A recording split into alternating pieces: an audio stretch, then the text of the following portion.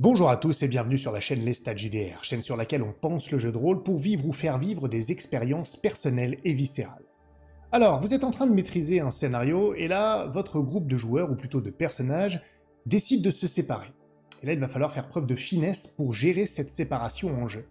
Et ça peut être encore pire lorsque le groupe décide de se séparer dans le cadre d'une campagne ouverte. Et chacun des sous-groupes va avancer vers des objectifs ou des situations qui n'ont pas encore été préparées par le maître du jeu. C'est d'ailleurs le principe d'une campagne ouverte, de permettre des choses comme ça qui n'ont pas forcément été préparées.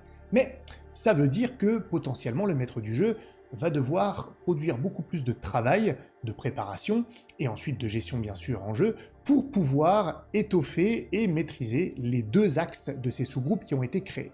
Alors, considérant cela, est-ce qu'il faut interdire les séparations de groupes ?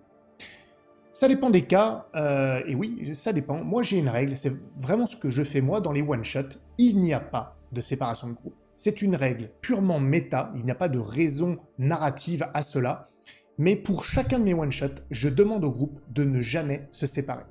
Cette raison n'a rien à voir, comme je le disais, avec l'histoire. C'est une raison purement pratique, parce que lorsque nous jouons un one-shot, nous jouons avec une contrainte de temps. En général, on dit que ça on réserve une session, voire deux sessions. Je ne fais pas de one-shot qui dure plus de deux sessions, en tout cas jusque-là ça n'est pas arrivé.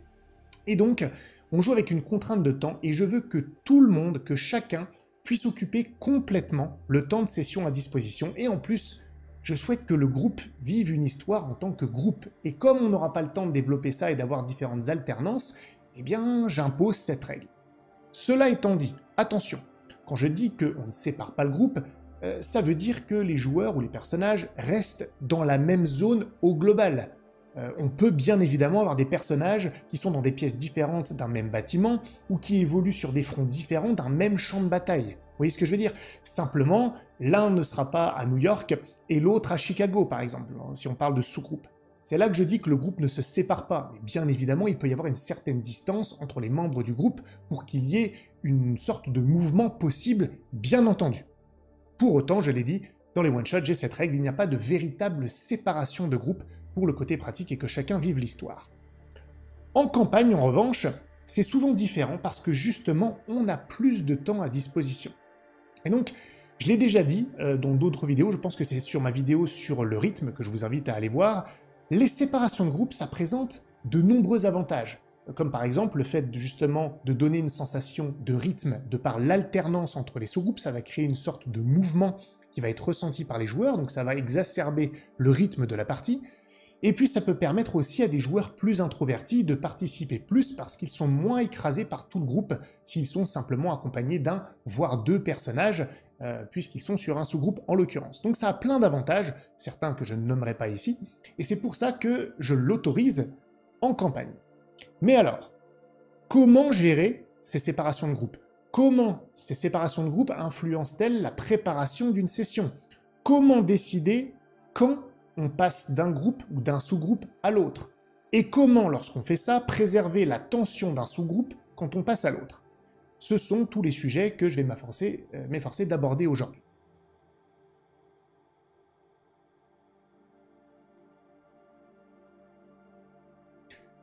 Commençons donc par l'impact que les séparations de groupe peuvent avoir sur votre préparation.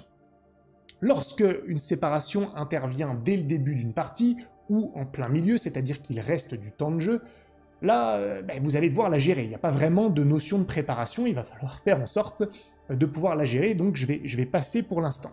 Mais sur une campagne, parfois, souvent même, le groupe va prendre des grandes décisions qui vont les amener sur des grands axes et se séparer pour envoyer des sous-groupes sur l'un des différents axes choisis. Donc ils seront plusieurs à occuper différents axes, en général vers un objectif commun, mais j'y reviendrai. Et donc dans le cas où ces axes vont se dérouler dans des lieux complètement différents et des lieux qui sont suffisamment éloignés les uns des autres, eh bien on peut imaginer, anticiper le fait que le groupe va être séparé pendant un certain temps. Parfois une session, deux sessions, parfois même plus.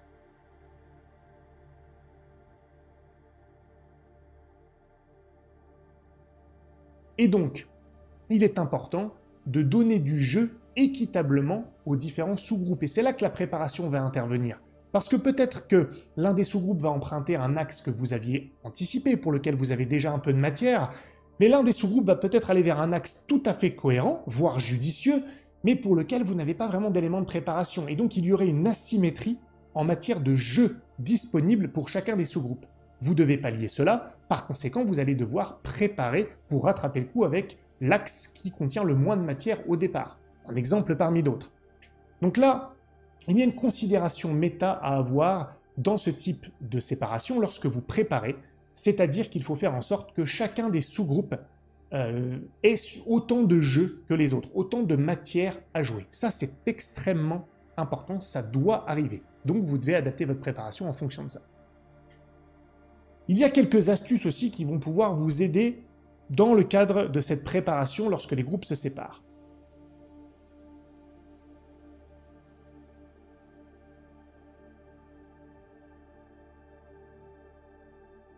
Faites, si c'est possible, toujours en sorte d'arrêter votre session en cours au moment où ce grand choix a été fait par les joueurs. Lorsque ça, ils ont décidé de se séparer, ils ont décidé d'emprunter tel ou tel axe, vous savez que ça va demander une préparation pour produire du jeu de manière optimale, pour que ce soit très intéressant. À ce moment-là, mettez fin à la session. Alors évidemment, si ça arrive au tout début de session, après simplement 1 heure de jeu, c'est toujours difficile, et c'est pour ça qu'il faut toujours faire en sorte, sans forcer les décisions des joueurs, que justement ce type de grandes décisions n'interviennent pas au tout début. En général, vous pouvez le prévoir dans la préparation, dans la manière dont la prochaine session va débuter.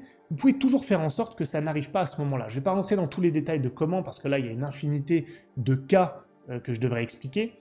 Mais en général, on peut y arriver. Moi, j'ai maîtrisé des dizaines et des dizaines de sessions. Je ne suis jamais arrivé sur un cas où, au bout d'une demi-heure de jeu, les joueurs prenaient des décisions tellement drastiques que je n'avais plus rien sous la main.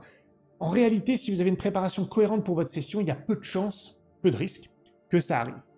Néanmoins, lorsque un grand axe ou une séparation a lieu au bout de, je sais pas moi, 2 heures de jeu par exemple, ça peut paraître court, eh bien, mieux vaut arrêter la session. Si vous avez matière à improviser, que vous en sentez capable et que vous avez suffisamment de matière pour donner du jeu équitablement aux 2 groupes, ou 3 groupes, mais bon là je le conseille peut-être un peu moins, allez-y, ne préparez pas.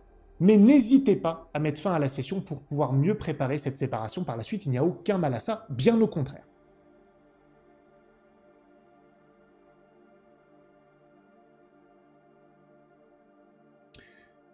Également, n'ayez pas peur de cette séparation parce que vous aurez souvent moins de travail que ce que vous imaginez. Même lorsque vous préparez du jeu pour chacun des sous-groupes, la session elle-même ne sera pas forcément plus longue. Si vous avez, disons, 3 heures à votre disposition, il y a 3 heures, quoi qu'il arrive, que le groupe soit uni complètement ou séparé. Vous allez préparer différentes choses pour chacun des sous-groupes, mais en réalité, chacun des sous-groupes va avancer moins de son côté que si tout le groupe était uni sur un seul axe. C'est une évidence, puisqu'ils vont se répartir le temps de jeu. Par conséquent, vous n'avez pas forcément plus à préparer, mais vous préparez différemment. Vous préparez peut-être moins verticalement, c'est-à-dire moins en profondeur d'un axe parce qu'il y aura moins besoin, vu qu'il risque d'arriver moins loin forcément du fait du temps de jeu inférieur, mais vous allez préparer peut-être plus horizontalement. Je ne sais pas si cette métaphore vous parle, j'aime souvent l'utiliser, parce que vous allez aller moins loin dans la préparation de chaque axe, mais vous allez préparer plusieurs axes, donc c'est ce que j'appelle horizontalement. Je ne sais pas si ça vous parle, mais en tout cas, moi, ça me parle. Mais au total, le volume de préparation n'est pas si important que ça, on se fait toujours une montagne de la séparation. En réalité, le temps disponible est le même, et donc le temps de jeu global sera le même. Donc n'ayez pas trop peur de cette séparation. La difficulté, à mon avis, n'est pas tant dans la préparation que dans sa gestion, et nous verrons ça un tout petit peu plus tard dans la vidéo.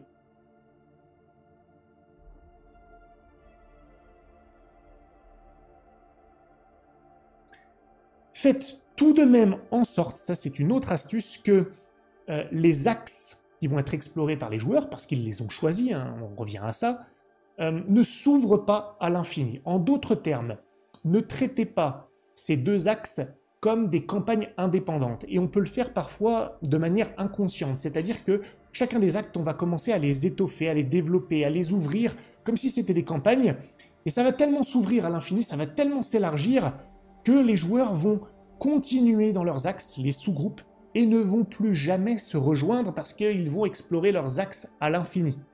il faut toujours développer ou préparer, on parle de préparation, les différents axes choisis en anticipant le fait que ces axes doivent se terminer à un moment, sans pour autant prévoir et scripter la résolution, bien entendu, mais qu'ils aient pour but ensuite de faire se rejoindre le groupe d'une manière ou d'une autre, qu'il y ait une raison pour les sous-groupes de se rejoindre une fois qu'ils auront exploré comme ils l'entendent, avec les résolutions qu'on verra dans le jeu, les différents axes qu'ils ont choisis. Ça, c'est vraiment important de savoir quand une séparation s'amorce, qu'elle doit se terminer, et assez rapidement.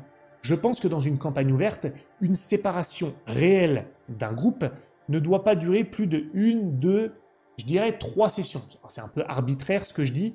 Je ne crois pas dans mon souvenir avoir eu une séparation de groupe qui durait plus d'une session. Je peux me tromper, peut-être qu'il y en avait une à 2 sessions, mais je ne suis même pas sûr.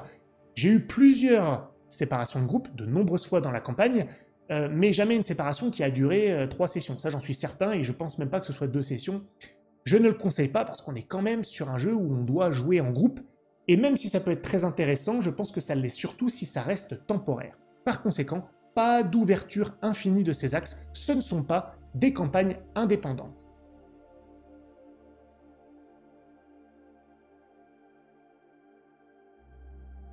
Et donc, comment faire, je vais rebondir sur ce point-là, pour faire en sorte que ces axes finalement mènent le groupe à se retrouver à un moment? Eh bien, il faut s'assurer que ces différents axes servent en réalité une même intrigue au sens large du terme, ou plutôt un même objectif global du groupe. C'est-à-dire qu'ils vont explorer chacun des axes, mais dans le but de s'entraider pour l'atteinte d'un objectif commun. Parce que ça veut dire que quoi qu'il arrive, ils vont se retrouver ensemble à un moment, car c'est toujours leur but.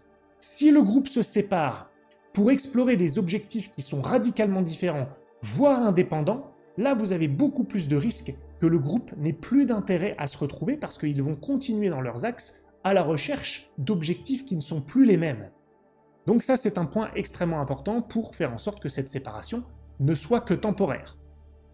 Et puis, un dernier point, je conseillerais qu'une séparation de ce type n'intervienne pas. Alors là, il y a différents moyens pour faire en sorte que ça n'arrive pas. Vous, MJ, un travail commun avec le groupe, que sais-je, là je ne vais pas aborder toutes les possibilités, mais que cette séparation n'intervienne pas à la fin d'un scénario, c'est-à-dire pour la dernière étape ou à la fin d'une campagne. Je ne dis pas que c'est impossible, que c'est nécessairement mal, qu'il n'y a pas des exceptions, mais surtout pour une campagne qui a duré longtemps, je trouve que la conclusion épique ou le bouquet final, pas forcément épique d'ailleurs, eh bien se fasse en groupe. C'est toujours bien que la dernière session de la campagne ou les derniers instants de la campagne se fassent en groupe. Et on peut parfois se laisser surprendre. J'ai eu le cas récemment en tant que joueur dans une campagne, il y a eu une séparation qui est arrivée assez tardivement, et en plus on se séparait pour des objectifs qui étaient quand même assez différents in fine, et là on va jouer la dernière session de la campagne, alors même que l'autre sous-groupe, lui a terminé son arc narratif, sa campagne, mais seul dans leur coin. Les deux pans de la campagne sont intéressants, mais d'une manière méta, c'est un peu décevant qu'on ne la finisse pas finalement ensemble, et donc c'est un gros risque de permettre ou de faire en sorte que des séparations puissent arriver encore lorsqu'on termine un scénario ou une campagne. C'est une considération purement méta, mais je vous conseillerais quand même d'éviter cela, même si, encore une fois, il existe toujours des exceptions.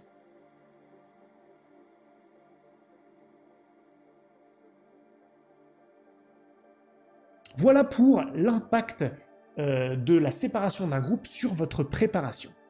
Maintenant, on va s'attaquer vraiment à la manière de gérer les séparations en jeu.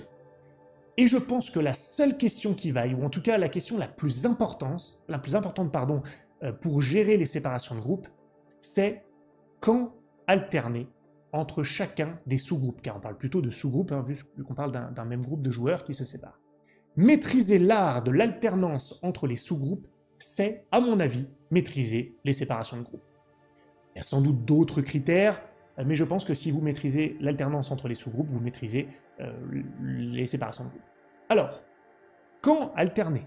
Et c'est là qu'il y a de nombreux critères, et souvent, il faut les estimer, les jauger tous en même temps, rapidement, pour ne pas réfléchir trop longtemps à l'alternance, justement. Une bonne alternance sera dynamique, elle sera faite avec autorité, si j'ose dire, ou avec confiance, sinon les choses risquent de se craqueler légèrement.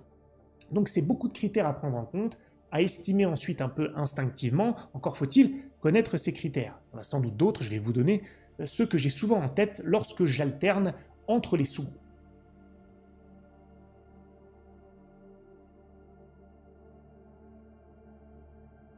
Tout d'abord, il y a la notion de temps de jeu. Là, on est sur quelque chose d'assez méta, indépendant même de ce qui se passe dans la narration ou dans la fiction, mais c'est important.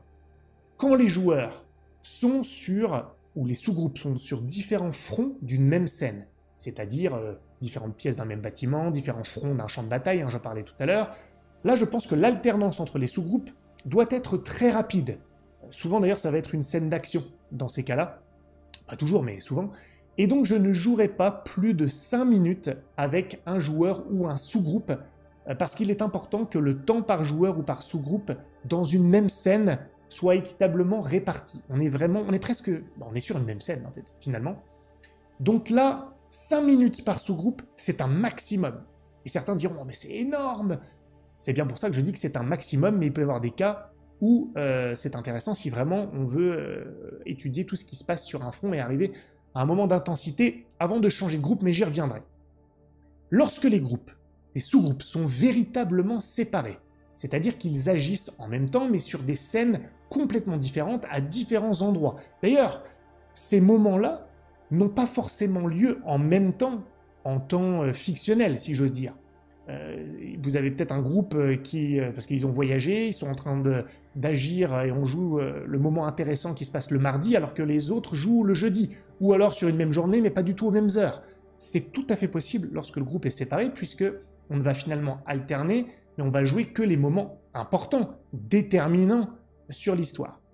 Donc dans un cas comme cela, il y a moins besoin d'une alternance rapide, parce qu'on n'est pas forcément dans une scène, on n'est même pas du tout dans une scène unie, on est sur plusieurs scènes qui se déroulent potentiellement sur des temporalités différentes. Dans un cas comme celui-ci, qui est donc la vraie séparation de groupe, j'aurais tendance à dire que entre 10 et 15 minutes par sous-groupe, ou 10 à 15 minutes avant d'alterner, c'est très bien, c'est idéal. Alors certains diront, mon Dieu, c'est absolument atroce, 10 à 15 minutes sans jouer, c'est inacceptable.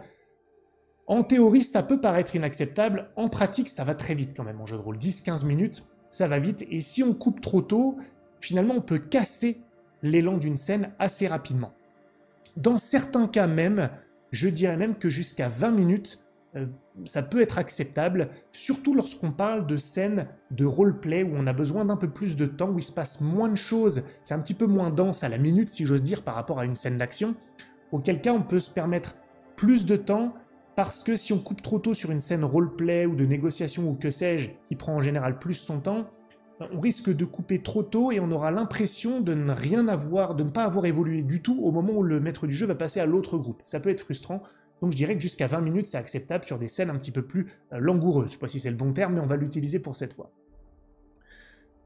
Maintenant, sachez aussi que ce n'est pas très grave pour le sous-groupe qui n'agit pas d'attendre 10-15 minutes, parce qu'il y a aussi le côté spectateur en jeu de rôle, même si jouer c'est le principal bien entendu, mais j'en reviens à ce que je disais tout à l'heure, lorsque le groupe est séparé, c'est surtout intéressant lorsqu'ils sont séparés sur des axes différents, mais dans le but d'accomplir un même objectif. Parce que dans un cas comme celui-ci, le sous-groupe qui ne joue pas aura quand même un intérêt beaucoup plus prononcé en tant que spectateur, parce que ce qu'ils écoutent de l'autre sous-groupe qui est en train de jouer a un impact potentiellement sur leur objectif à eux, puisqu'ils partagent cet objectif. C'est différent lorsque, justement, c'est pour ça que je ne le conseille pas, les sous-groupes sont sur des axes différents, pour des objectifs indépendants. Là, c'est beaucoup plus compliqué en tant que spectateur de s'intéresser à ce qui se passe à côté, parce que, égoïstement, ça aura moins d'impact sur ce que nous, on essaie d'atteindre. D'où l'importance d'être séparés, mais dans le but de servir un objectif commun. J'y reviens, et ça peut permettre de tolérer plus de temps sans jouer, jusqu'à 20 minutes, comme je le disais dans le cas des scènes roleplay.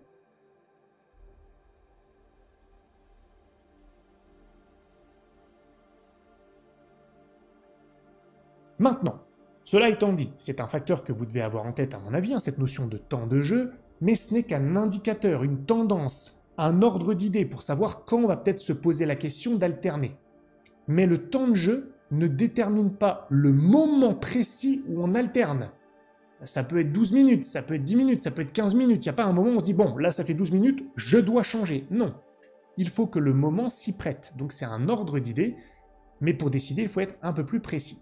Et donc je vais vous poser la question, à quel moment faut-il alterner, au-delà même de la notion de temps? Alors là, il y a plusieurs considérations à avoir.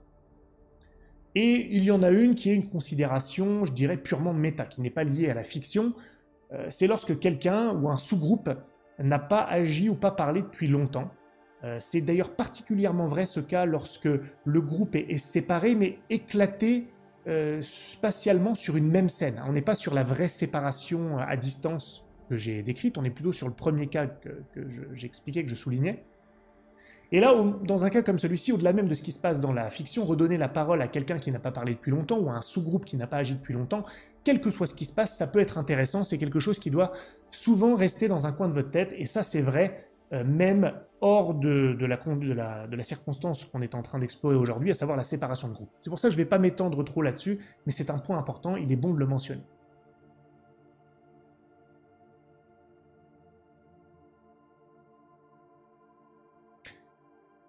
Réellement, ce qui est important dans l'alternance, c'est de s'arrêter avec un sous-groupe, et donc d'alterner, lorsque on est sur un moment de tension, voire même un cliffhanger. Les deux sont souvent liés d'ailleurs. Parfois, la narration, la fiction, les dés, les décisions vont mener à un point culminant de tension, qu'on n'a pas scripté, qu'on n'a pas forcément prévu, mais il arrive, et il faut savoir le reconnaître. Et lorsque ça arrive, et que le groupe ou le sous-groupe concerné a déjà eu quelques minutes de jeu, là il est bon de passer au groupe suivant avant qu'on résolve le moment de tension. C'est un peu comme un mini cliffhanger. Évidemment, si le moment d'intensité il arrive au bout de 2 minutes, c'est trop tôt. Hein, la notion de temps est quand même importante. Mais si ça fait 9 minutes qu'on joue par exemple avec ce sous-groupe et que le moment d'intensité il est parfait, alors là il est bon d'alterner. Et on ne résout pas l'instant de tension. On laisse le point d'orgue, on ne jette pas les dés, parce que comme ça va susciter l'intérêt du sous-groupe qu'on est en train de couper. Le sous-groupe concerné va avoir envie d'y revenir, il va attendre avec impatience. Et en plus, je pense que ça va aussi susciter la curiosité du ou des sous-groupes qui ne jouent pas, si on s'arrête sur un moment d'intensité, parce que eux aussi, en tant que spectateurs, vont avoir hâte d'y revenir. Et donc ça les fera subir, disons qu'ils vont supporter mieux le fait de ne pas jouer plus tard quand on y reviendra, parce qu'eux aussi auront hâte de voir ce qui se passe. C'est d'autant plus vrai, encore une fois, lorsque ce qui se passe a un impact sur l'objectif global également. Je n'y reviens pas, je l'ai assez souligné. Je donne un exemple. L'ennemi te pousse, tu es dos à la falaise, encore une passe d'arme en ta défaveur et tu risques de tomber. Faut pas le dire comme ça dans la narration, bien entendu, mais c'est pour que vous compreniez l'exemple. Eh bien là, on peut s'arrêter. On peut s'arrêter, on ne jette pas les dés et on est sur un moment de tension. On passe à l'autre groupe. Ou alors, une découverte, une révélation. Et là, avant que les joueurs puissent réagir sur cette révélation, on passe à l'autre sous-groupe. Bref, on quitte un sous-groupe et on passe à l'autre sur un moment d'intensité qui va susciter la curiosité et l'envie de tous les joueurs à table, y compris ceux qui ne jouent pas cet instant présent. Ça va aussi, de manière générale, nourrir l'intensité globale autour de la table. Pas seulement sur le moment d'ailleurs, mais si vous le faites, cette alternance sur des moments d'intensité, premier sous-groupe, on finit sur l'intensité, deuxième sous-groupe, on finit sur l'intensité, tout ça, c'est un peu comme un souffle sur les braises. Ça cultive l'intensité globale autour de la table. C'est pour ça que la séparation de groupe est un outil finalement formidable pour créer et nourrir de l'intensité. Donc, encore une fois, il faut savoir reconnaître ces moments pour déclencher l'alternance lorsque suffisamment de temps s'est passé, bien sûr, avec un sous-groupe.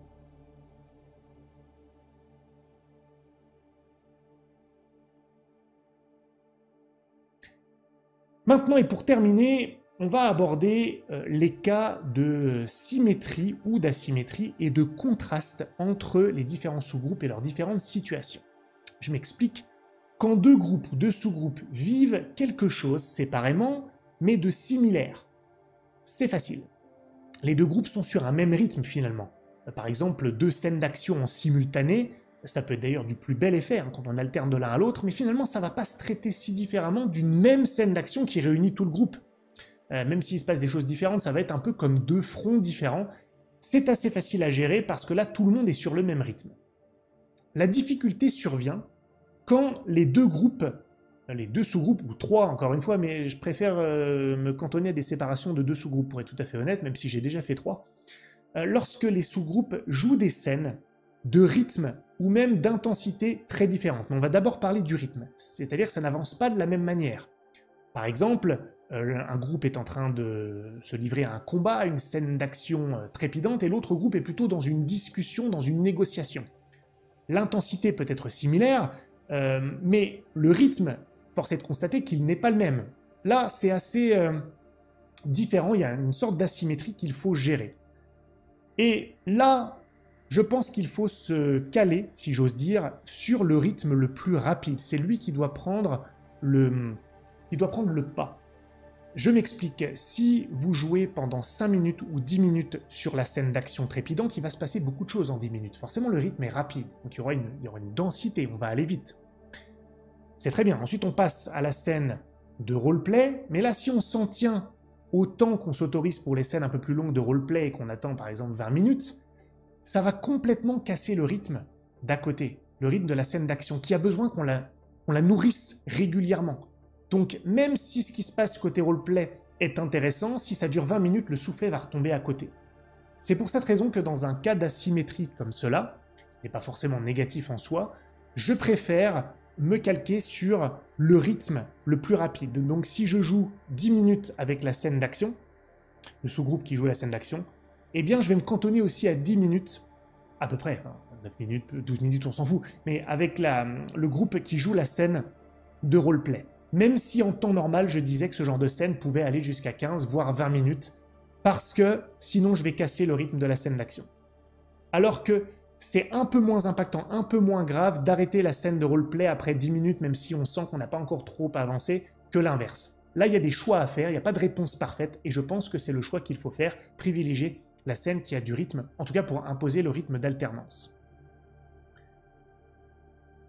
Maintenant, il y a plus embêtant que ça encore, plus que les différences de rythme, c'est lorsque les intensités des scènes sont différentes. Là, on ne parle pas de rythme. Je pense d'ailleurs qu'il ne faut pas que ça arrive. Lorsqu'on alterne, il faut que les deux scènes ou les deux sous-groupes vivent quelque chose qui est intense. Pas forcément du même rythme, mais intense ou avec des enjeux d'égale importance. Parce que là, l'alternance, elle va quand même avoir du sens et on va tous être très curieux de ce qui va se passer. C'est vraiment nécessaire à mon avis. Ça veut dire quoi? Ça veut dire qu'il ne faut pas alterner entre les sous-groupes lorsque l'un des sous-groupes vit quelque chose de très intense ou avec des enjeux importants pour l'objectif que le groupe s'est fixé ou que sais-je, et alterner avec un sous-groupe qui est en train de vivre une scène de basse intensité avec des enjeux assez faibles. C'est pas que ce qu'ils font n'est pas important au sens strict, il faudra y aller bien sûr, mais là on risque vraiment de faire retomber le soufflet de ce qui se passe de manière intensité. On a l'intensité qui va être au plus haut avec tel groupe, et puis on va passer à l'autre, l'intensité et les enjeux vont s'abaisser, et on va devoir reprendre son souffle pour revenir à l'autre. Je sais que certains d'entre vous diront mais non, justement, ça sera un bon effet parce qu'on va contraster tout ça. Sincèrement, c'est vraiment dur de revenir sur une scène de haute intensité quand on est redescendu en intensité avec un autre groupe. Alors que si chacun des groupes vit quelque chose d'une intensité haute, finalement, on n'a pas à revenir, à retrouver cette intensité. Simplement le rythme, et c'est moins important.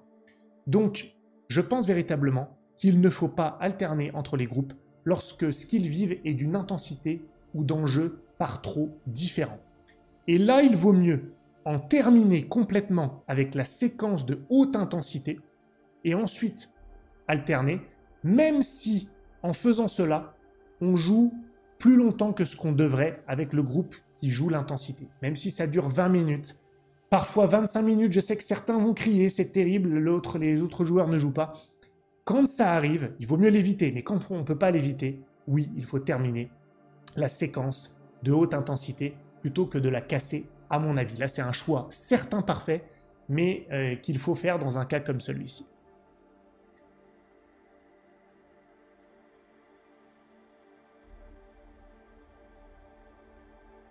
Pour conclure, Je dirais donc que la séparation de groupe peut apporter beaucoup de choses, notamment du rythme, j'en ai déjà parlé. Ça peut même accélérer l'histoire dans une campagne parce que ça permet aux joueurs de s'atteler à plusieurs fronts en même temps, donc ça peut être intéressant de vouloir accélérer le déroulement d'une histoire, d'une campagne, qu'on avance, jouer en avançant, voir cette vidéo si vous le voulez. Mais ça demande bien évidemment une gestion particulière. Et il est parfois bon d'arrêter une session au moment où le groupe décide de se séparer, surtout si la partie a déjà été suffisamment longue, pour ne pas arrêter simplement au bout de 30 minutes. Et ça vous permettra ainsi de préparer aux petits oignons la prochaine session en donnant autant de jeux et de matière aux deux sous-groupes qui se sont ainsi formés par les décisions des joueurs. Et en jeu, la clé de la maîtrise, c'est l'alternance entre les différents sous-groupes. Et donc il faut savoir appliquer cette alternance en jaugeant rapidement plusieurs facteurs, comme le temps de jeu. Alors, je disais que 10 à 15 minutes, c'est vraiment l'idéal par sous-groupe. Le temps fort sur lequel quitter un groupe pour passer à l'autre, afin de susciter la curiosité et de créer de l'attente pour mieux y revenir. Et le fait, lorsqu'il faut choisir, d'imposer le rythme de la scène qui est intrinsèquement la plus rythmée, quand les deux groupes jouent des scènes simultanément, mais qui ne sont pas au même rythme. En plus, bien sûr, d'éviter l'alternance entre des sous-groupes qui vivent des scènes d'intensité drastiquement différentes. Voilà, j'espère que ça vous aura intéressé, que ça vous aura inspiré. Si c'est le cas, écoutez, petit pouce bleu, abonnez-vous à la chaîne si ça n'est pas déjà fait, rejoignez le Discord pour poursuivre la discussion si vous le souhaitez, vous êtes les bienvenus, et je vous dis à très bientôt pour la prochaine vidéo sur la chaîne Lestat JDR. Salut à tous.